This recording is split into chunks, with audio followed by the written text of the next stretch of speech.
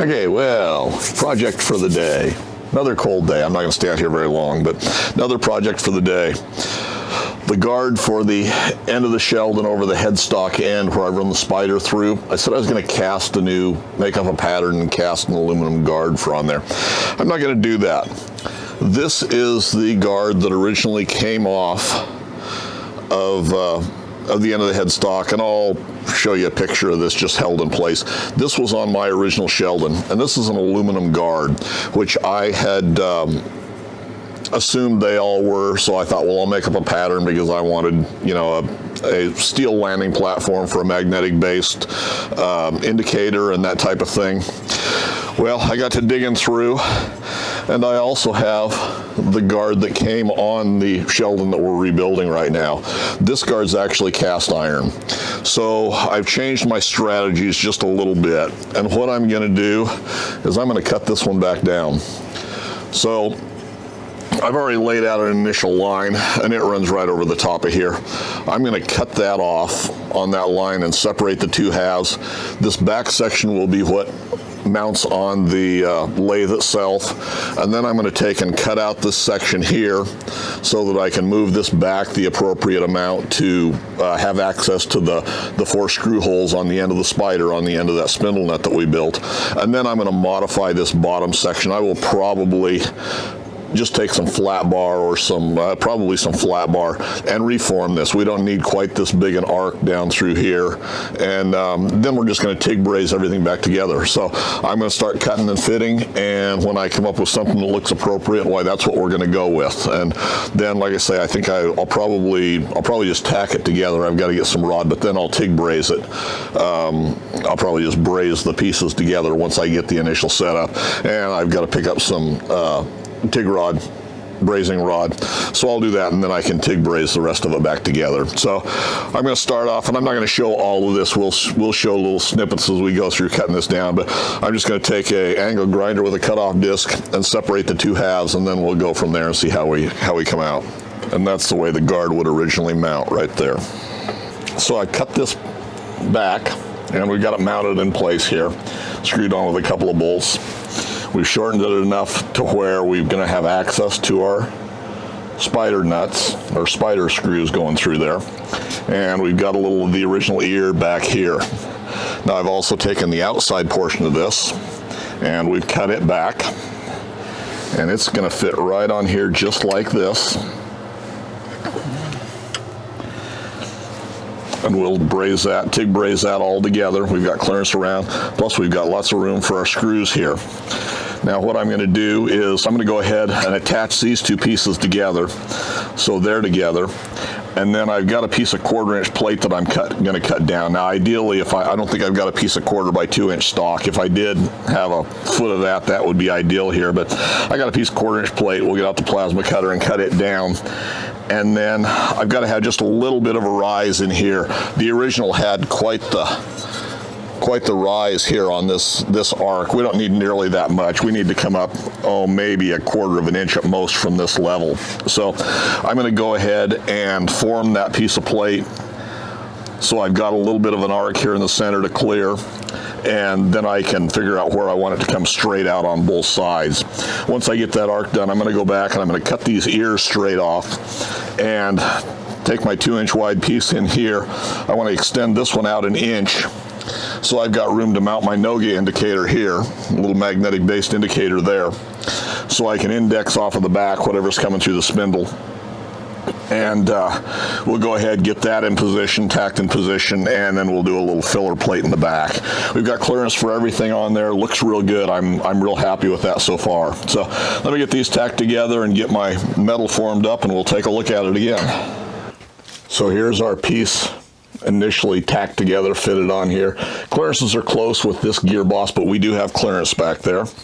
This is a piece that I formed up to go to replace these ears, so it will set. I'm going to go out and bob these off next, and then we'll trial fit it again and set this back up here and figure out, make sure it's got clearance. It looks like it's going to clear this gear fine with just this little bit of an arc, whereas this is what the original arc looked like on it, so we don't need nearly that much.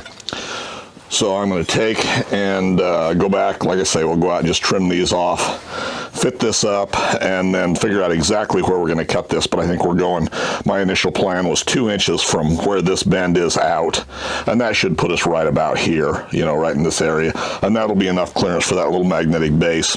I will probably, before I actually finish it all out, go in and drill and tap this with at least one hole, so we could theoretically put a screw-on indicator holder and have it permanently affixed and just slide an indicator in or something like that. We may do that. So I don't know, we got options. So anyway, that's where we're at for right now. Go out, I'll cut these off, and we'll see what it looks like then. In my opinion, my humble opinion, if Sheldon was going to build a gunsmith's lathe for a cat's head or a spider on this end, this is what they would design as a cover. So this stays pretty much in line with the original design. You know, they didn't put this clear down flat on the guards or anything else, but we've got everything covered here. I've got clearance inside, plus I've got clearance for all my screws on here. Now I will have to watch. I'll probably have a couple of different length screws for different diameters running through because we want it to clear down here. But there it is, tacked together, and all it is just stuck together. I'm out of gas today, so I'll have to get some and some more rod here at the beginning of the week. And next time you see it, I'll have it all assembled and probably painted up to match. So little Saturday morning project. I got 3 hours in it, something like that. I am very, very happy with that. That's going to come out just right. I've got clearance on inside from the one gear that protrudes up, and we've got room all the way around. I've got room out here for my no-ga indicator, and like I say, I'm sure I'm going to drill and tap it. At least one and possibly a couple of different sizes in there for the different different heads to go on there, you know, for the different articulating arms. You know, that'll set on there just like that. And like I say, if I drill and tap that way, I could mount the arms directly and then just put in an indicator when I used it, so I don't beat an indicator up the rest of the time. Good morning, guys. Another nice brisk morning out here. I'm gonna shoot this little bit of video, and then I'm going back in and be where it's warm. So I will go back, and this is the original guard that came off of my other lathe, and the one that was going on this one, and I'm just kind of recapping here because I think I've already covered this. The one that's going back on here is a cast iron guard that came off of this one, and I've already reworked it. So the way this has gone is this is our new guard that's going back on after we've completely reworked it. We're still a little bit damp on our paint here, it's so cold out.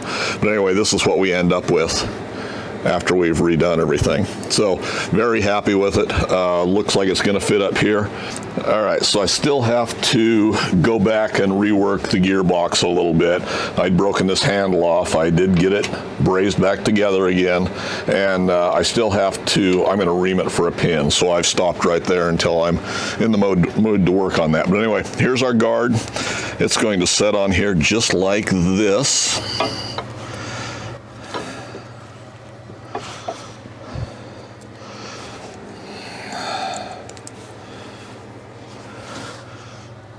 And this is the first time we'll actually have all 3 screws back in it, potentially anyway.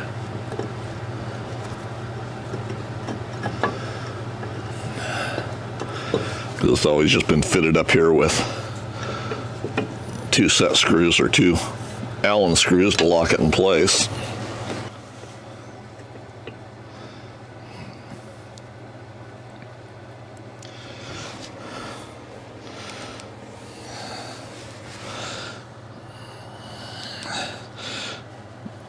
Now I've got to loosen that gearbox up a little bit. Once I get that done, why then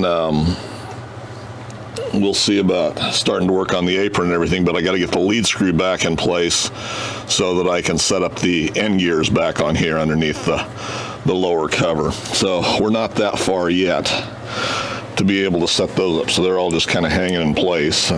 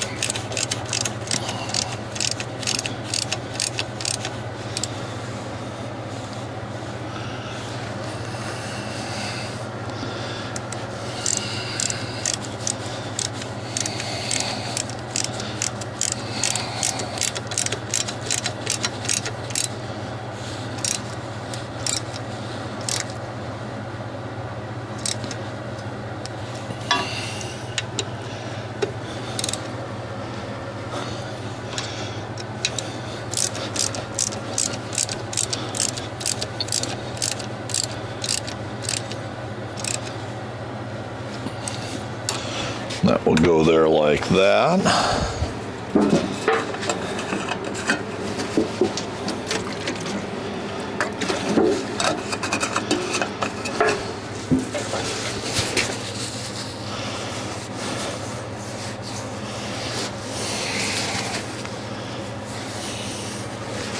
There we go.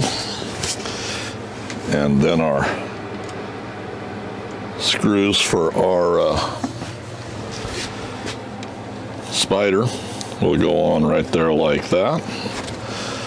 And I'll get a couple of different length screws for this. We'll go probably 1 and 2 longer,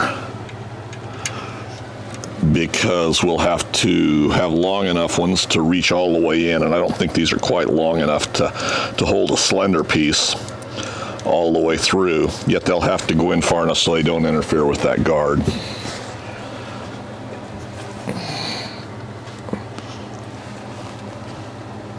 Oh.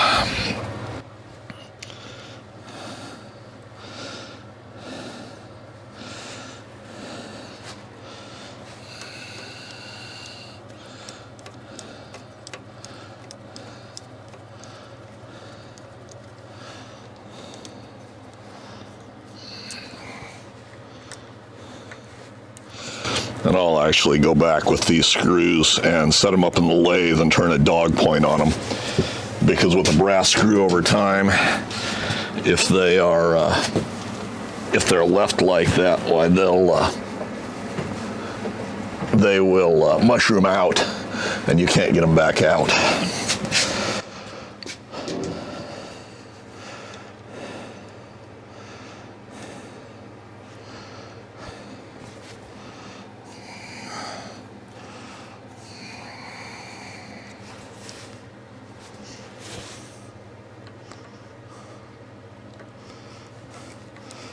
So there we are. That looks really good compared to the way they were. So we've still got a guard on here, yet we're able to access our spider. There again, there was the original. So what I did is I took and I cut me a new plate for in here and bent it. And then just filled in the gaps every place that didn't look. I made this curve a little lower down, both so I could have clearance here. Plus we didn't need this much of an arc at the end of it, or at the bottom of it, to clear the gearing inside. So everything looks really good. So that's the way it all looks. Gearbox is on. I had hoped for the last time, but it's gonna have to come off one more time. Got it a little bit too tight to loosen it up. So once I get, now with that guarding on there and everything mounted the way it's supposed to be, now with the exception of mounting the motor and getting the gearbox and getting this end gearing, this all has to be reworked because it interfaces with the lead screw on this side of the gearbox on this end.